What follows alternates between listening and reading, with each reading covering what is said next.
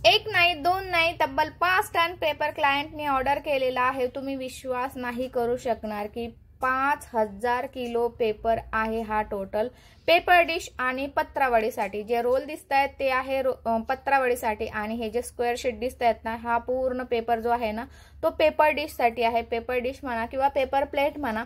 तर हे क्लायंट जे आहेत ना 600 किलोमीटर वरनं आलेले आहेत आणि त्यांचा व्यवसाय गेल्या 2 वर्षापासून चालू आहे। 2 वर्षामध्ये त्यांनी एवढी प्रगती केलेली आहे की आज त्यांचं जे प्रॉफिट आहे ना महिन्याला ते लाखोच्या घरामध्ये आहे। म्हणजेच की 1 ते 1.5 लाख रुपये त्यांचं महिन्याचं प्रॉफिट आहे। तुम्ही विश्वास नाही करू शकणार की सुरुवातीला त्यांनी फक्त एक मशीन घेतली होती। एका मशीनीपासून आता त्यांच्या टोटल 10 मशीनी तयार झालेल्या आहेत। इतक्या उत्तम प्रकारे त्यांनी त्यांचा व्यवसाय सांभाळलेला आहे आणि एवढी मोठी प्रगती केलेली आहे फक्त 2 वर्षामध्ये। तर आता त्यांना डिशचं प्रोडक्शन जास्त तयार करायचं आहे म्हणून त्यांनी ही 4 डाय डिशची मशीन बनवून घेतलेली आहे। ह्यामध्ये 2 तासामध्ये 2 बॅग तयार होतात। आता मी 4 डाय ऑपरेट करतेय आणि प्रत्येक डायमध्ये 10-10 सर्कल कटिंग ठेवती आहे। छोट्या आणि मोठ्या साईजची डाय लावलेली आहे आपण 6 आणि 7 इंचाची।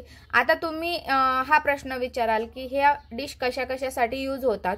मला बरेचसे प्रश्न विचारले जातात असे किंवा माझ्याकडे इन्क्वायरी येते अशा प्रकारची की आपण ही डिश कशासाठी वापरायची किंवा कुठे द्यायची।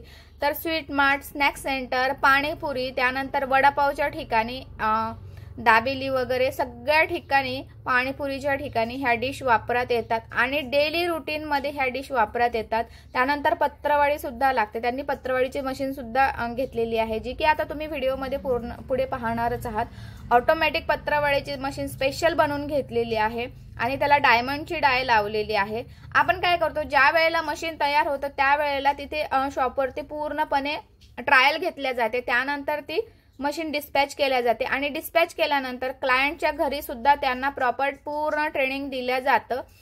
ही तर साधी ट्रायल असते आपली, पण जी प्रॉपर ट्रायल असते ना ती आपण क्लायंटच्या घरी देतो। त्यांना पूर्णपणे त्यांना फिटिंग वगैरे सगळ्या गोष्टीचं इन्स्टॉलेशन वगैरे मशीनचं केलं जातं। त्यानंतर त्यांच्याकडे ट्रेनर पाठवला जातो आणि तो ट्रेनर त्यांना पूर्णपणे व्यवस्थित सगळ्या प्रकारचं ट्रेनिंग देतो। छोट्या मोठ्या बारीक सारीक ज्या काही गोष्टी असतात त्या सगळ्या गोष्टी त्यांना समजावून सांगण्यात येतं। मशीन कसं ऑपरेट करायचं, किती वेळ डाय हिट होऊ द्यायची, त्यानंतर पेपर कसा लावायचा, सगळ्या गोष्टीचं ट्रेनिंग त्यांना दिलं जातं। त्यामुळे व्यवसाय चालू करण्यासाठी तुम्ही अजिबात काळजी करू नका। व्यवसाय चालू करण्यापासून ते मार्केटिंग कशी करायची ह्या गोष्टीचं संपूर्ण नॉलेज तुम्हाला दिलं जातं। आता जी ऑटोमॅटिक पत्रवाळीची मशीन आहे ना ती आहे 5 रोलची। तर त्याला आपण डायमंड डाय लावलेली आहे। डाय मध्ये पत्रवाळीच्या डाय मध्ये 3 प्रकार आहेत, एक डायमंड डाय, एक कप्पा डाय आणि एक प्लेन डाय, ज्या की पत्रवाळीमध्ये रेग्युलर चालतात। डायमंड डाय त्यांनी लावलेली आहे आणि त्यांचं प्रोडक्शन इतकं जास्त प्रमाणात आहे ना की त्यांचा व्याप अजून जास्त वाढणार आहे। त्यांनी हे सुद्धा सांगितलेलं आहे की मी अजून एका महिन्यात मला आणखी 2 मशीनी हव्या आहेत, ज्या की फक्त डिशसाठी आणि पत्रवाळीसाठीच मला पाहिजे आहेत। खूप मोठ्या प्रमाणात त्यांचा व्यवसाय चालू आहे आणि सेलिंग पण तसंच आहे त्यांचं। कसं असतं, तुम्ही तुमच्या व्यवसायावरती किती चांगल्या पद्धतीने काम करता त्यावरती तुमचं सगळं प्रॉफिट डिपेंड असतं।